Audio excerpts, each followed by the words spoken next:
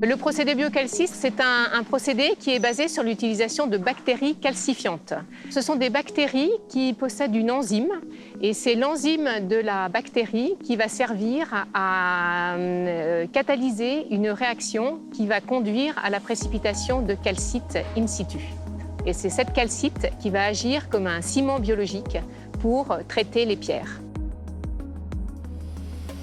L'avantage du procédé, c'est qu'on vient renforcer la pierre avec un minéral qui est déjà naturellement présent dans la matrice. Donc on ne change pas la nature de la pierre. C'est un traitement qui est tout à fait recommandé pour traiter des pierres donc, dans leur partie superficielle, dans la zone qui a été altérée et qui demande donc à être consolidée. Le gros avantage du procédé, c'est qu'il ne ferme pas la porosité de la pierre, donc la pierre continue à respirer et donc il est particulièrement adapté pour des traitements qui vont aller sur des profondeurs de quelques millimètres jusqu'à plusieurs centimètres si on le souhaite. Nous utilisons des bactéries sous forme lyophilisée, donc c'est une poudre que nous réhydratons dans de l'eau et nous venons pulvériser cette solution sur la pierre directement. Nous la laissons poser quelques heures de façon à ce que les bactéries colonisent la zone sur laquelle nous souhaitons qu'elles travaillent. Et dans un deuxième temps, nous venons pulvériser une solution calcifiante qui est à base de calcium et l'enzyme des bactéries va réagir sur cette solution et c'est cette réaction-là qui va conduire à la précipitation de la calcite qui forme donc ce ciment biologique qui va renforcer la pierre. Il existe un autre procédé de mise en œuvre qui est l'injection et c'est un procédé que nous utilisons quand nous souhaitons traiter des pierres à cœur, c'est-à-dire pour plutôt là opérer des renforcements matriciels de la pierre. Donc dans ce cas, il faut faire pénétrer les solutions au cœur de la pierre et pour cela, donc, nous utilisons des microforages qui sont des forages de l'ordre de 5 mm de diamètre et c'est par l'intermédiaire de ces forages que nous allons injecter sous très faible pression alors, les bactéries et ensuite la solution calcifiante. Nous pouvons traiter comme cela sur des profondeurs qui peuvent aller jusqu'à plusieurs dizaines de centimètres.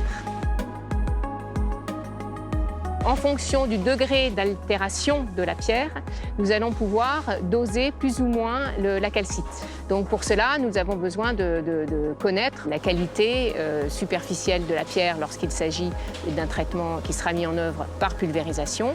Et lorsqu'il s'agit d'un traitement que nous mettons en œuvre par injection, là il faut aussi connaître la perméabilité de la pierre, c'est-à-dire dans quelle mesure nous allons pouvoir injecter donc, les produits à cœur.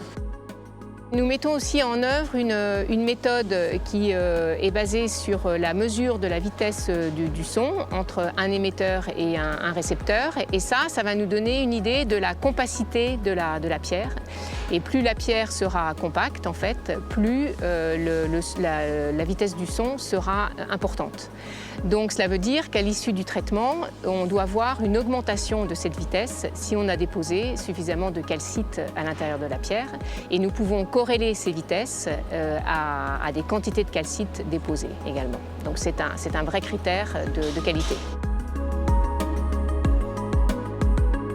Pour mesurer le taux de renforcement obtenu dans la pierre et également la profondeur de traitement, en fait, le système que nous utilisons s'appelle le DRMS, qui consiste en fait à mesurer la résistance à l'enfoncement d'un forêt sur une profondeur qui est de 1 à 2 cm. Et ça, c'est une mesure que nous mettons en œuvre aussi avant traitement et après traitement, de façon à comparer les deux paramètres et bien évaluer l'amélioration du renforcement dû à la calcification et également l'épaisseur du traitement. Le procédé biocalciste a l'avantage d'être très performant au niveau du taux de calcification que l'on peut obtenir. Donc c'est un procédé qui s'applique à une très large gamme de pierres à partir du moment où la calcite peut renforcer la structure même du matériau.